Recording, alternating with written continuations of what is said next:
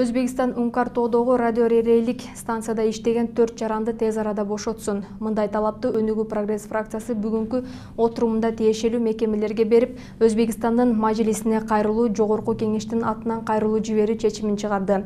Чек араларда жана Аксы районунун Ункар-Тоосунда болуп жаткан жагдайлар тууралуу фракциянын отурумунан кененирээк кабарчыбыздын материалында.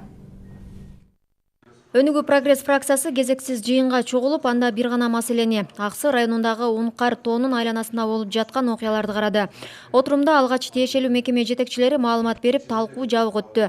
Фракциянын кабыл алган чечимин жыйын бүткөн соң лидер Бакыт Төрөбаев журналисттерге жарыялады. Анын айтуусунда өзбек тарап эки тараптуу жана бардык эл аралык нормаларды бузуу менен Ункар-Тоодогу станцияда иштеген 4 кыргызстандыкты кармап отурат. Мындан улам тез арада жарандарды бошотуп, андан кийин гана чек ара маселеси боюнча сүйлөшүүлөрдү жүргүзсүн деп талап койду. Абал өтө оор, өтө курч, ачыгын айткандай.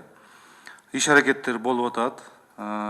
Негизи эки элдин, эки мамлекеттин эли кыйналып атат. Ошондуктан биз бул жерде ачуу кандыкка салбаш керекпиз. Өнүгүү Прогресс фракциясы сунуш киргизип атат. Жогорку кеңештин атынан Өзбек Республикасынын Олий Мажлисине кайрылуу жасап атабыз.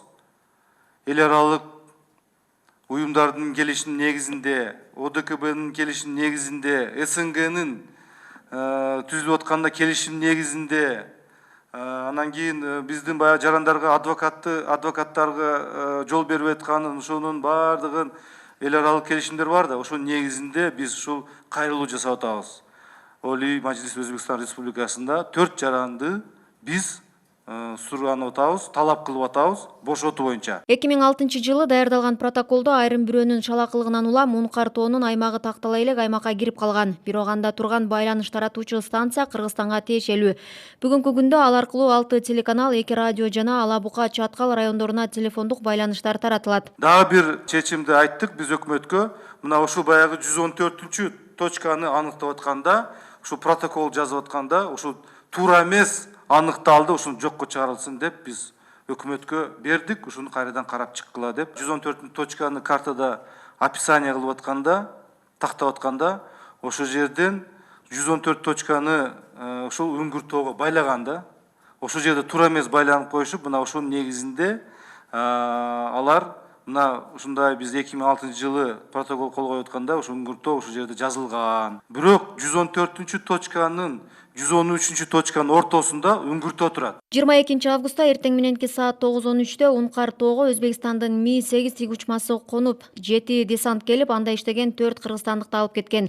Коопсуздук боюнча өкмөт башчынын орун басары Жеңиш Разаковдун айтуусунда алар азыр Наманган облусунун милиция бөлүмүндө кармалып турат.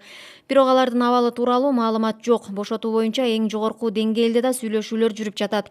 Бирок натыйжасыз. Коңшулардын бардык аракети мыйзамсыз деген Разаков аларга эл аралык адвокаттарда киргизилбей жатканын айтты. Биздин адвокаттык топ ушу консул баш болуп Наманганга, ушу Yangi Korgan облусуна келип кетишкен.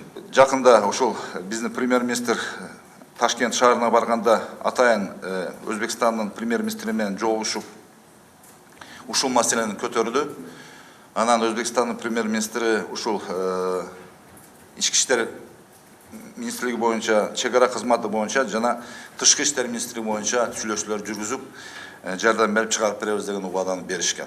Кыргызстандын ички иштер министрлиги мыйзамдуу иштеген кыргызстандыктарды өзбек тарабы алып кеткен боюнча адам мурдоо беренеси менен кылмыш ишин козгогон. Аймакка жакын жерде күч түзүмдөрү күчөтүлгөн тартипте иштеп жатканын министрдин орун басары Курсан Асанов билдирди. Белгилей кетсек, өзбекстандыктар 22 августта кыргызстандык 4 жаранды кармап кеткен соң сүйлөшүүлөрдө аларды бошотуу үчүн Орто Токой суу сактагычындагы милиция постун алууну, электр энергиясын берүүнү жана аймакка азык-түлүк өткөрүүгө уруксаат берүүнү талап кылып келет. Өнүгүү Прогресс фракциясы болсо алгач жарандарды бошотуп, андан кийин гана сүйлөшүүлөр уланышы керек деп талап койду. Бурулай Сурманкулова, Руслан Сабатаров, Сентябрь.